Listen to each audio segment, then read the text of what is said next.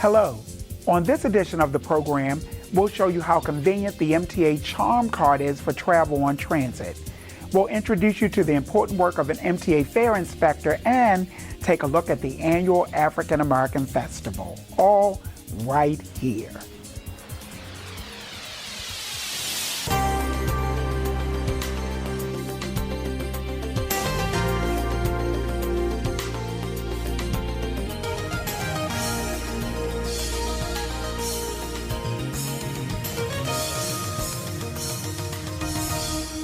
There's a transit fare payment method that's setting the pace for future commuting in our region.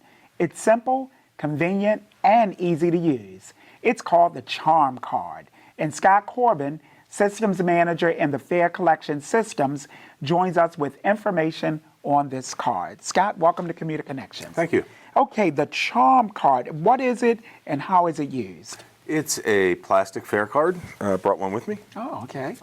Looks like this, just like a credit card, except it has a computer chip inside of it and an antenna that allows you to tap it to the fare equipment, either the fare boxes or the fare gates or ticket vending machines, and it's able to read without having to swipe like a magnetic strip. That's excellent. We look at technology these days, but I've got to ask, how did it come to be? Years ago, it was about 2010 is when we launched it, and it kind of piggybacked with WMATA and their Smart Trip card. It's just an evolution into the smart card and commuter technology. As it's gotten smaller, they've been able to fit the computer chip inside the card, and it's evolved into being able to use it that way. Okay, and you mentioned WMATA, I'm glad you did. You can use the Charm Card on what services? You can use the Charm Card on all of MTA's local services, the Metro, Light Rail, and local bus. And you can also use it in Washington, D.C. on the Metro subway and the Metro buses down there. Okay, so you can't use it on MARC and you can't use it on the commuter buses. Correct. Okay, but again, local services and the local services in Washington.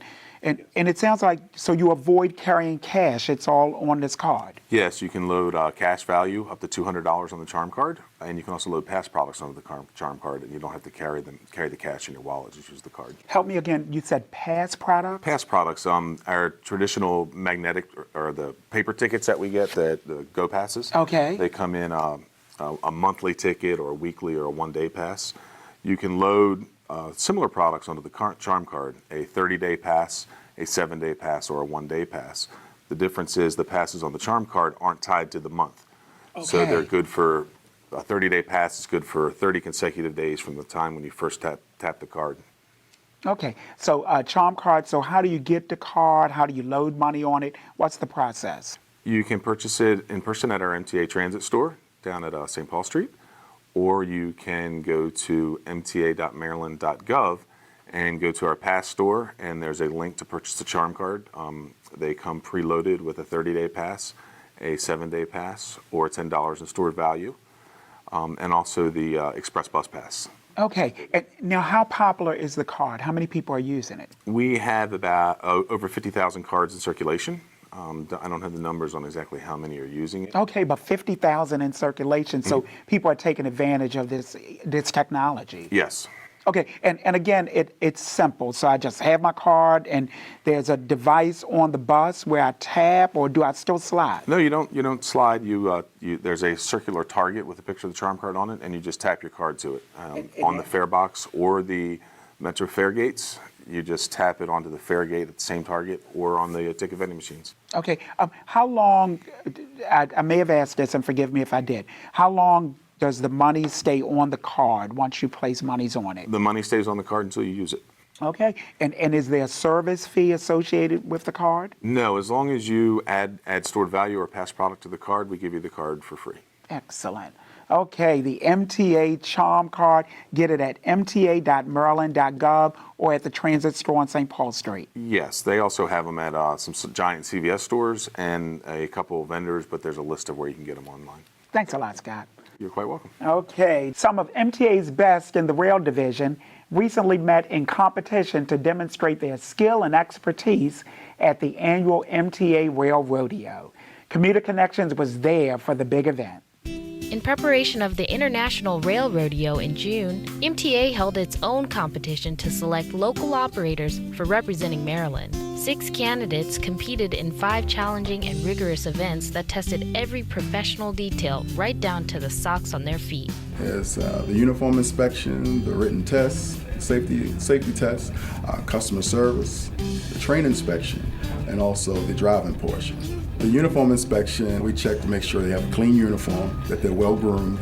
Also, they have all their safety equipment consisting of a rule book, keys to the train, everything from a safety vest, a flashlight, working flashlight, and several other items.